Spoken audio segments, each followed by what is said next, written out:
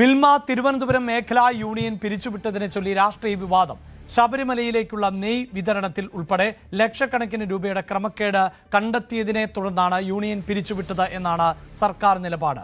Milma federation ഭരണം പിടിച്ചെടുക്കുന്നതിനു വേണ്ടിയുള്ള രാഷ്ട്രീയ പ്രേരിത നീക്കം ആണ് ഇത് എന്ന് ഇടത് ഭരണസമിതി ആരോപിക്കുകയാണ്. ശബരിമലയിൽ അരവണ നിർമ്മാണത്തിന് ഗുണനിലവാരം കുറഞ്ഞ നെയ്യ് വിതരണം ചെയ്തതുൾപ്പെടെ ഗുരുതരമായ സാമ്പത്തിക ക്രമക്കേടുകൾ കണ്ടെത്തിയതിനെ തുടർന്നാണ് മിൽമ തിരുവനന്തപുരം മേഖലാ യൂണിയൻ പിരിച്ചുവിട്ടത്.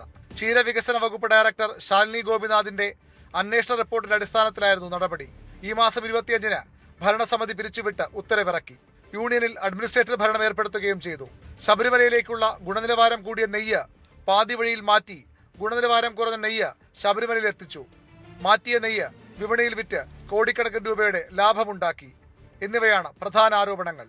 കഴിഞ്ഞ 4 വർഷത്തിലധികമായി ഭരണസമിതി നടത്തിയിട്ടുള്ള അഴിമതിയുടെ വ്യാപ്തി വലുതാണെന്നും സമഗ്ര അന്വേഷണം വേണമെന്നും റിപ്പോർട്ട് പറയുന്നു.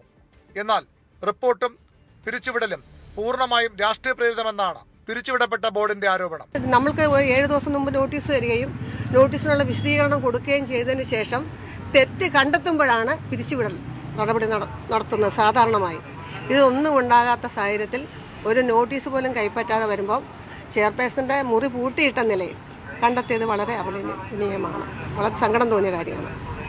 ഇതെല്ലാം ഇങ്ങനെ ഒരു രാഷ്ട്രീയപരമായ കളി നടത്തിയത് ശരിയല്ല എന്നാണ് എൻ്റെ അഭിപ്രായം. ഈ മാസം അവസാനം മിൽമ ഫെഡറേഷനിൽ തെരഞ്ഞെടുപ്പ് നടക്കണം. അത് ലക്ഷ്യമിട്ടുള്ള UDFന്റെ രാഷ്ട്രീയ നീക്കമാണിതെന്നാണ് ഇടതുമുന്നണിയുടെ ആരോപണം.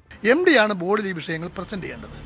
MD ഉദ്യോഗസ്ഥ തലത്തിൽ ന്യൂനതയുണ്ടെന്ന് പറഞ്ഞാൽ ഞങ്ങൾ ഓക്കെ, പക്ഷേ MD ആണ് ഇത് അപ്രൂവ് ചെയ്തിരിക്കുന്നത്. ഈ 2 കാര്യങ്ങളും അപ്രൂവ് ചെയ്തിരിക്കുന്നത് MD ആണ്.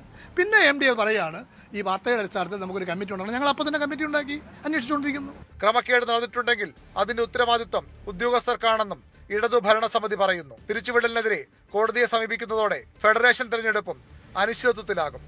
ന്യൂസ് 18 തിരുവനന്തപുരം.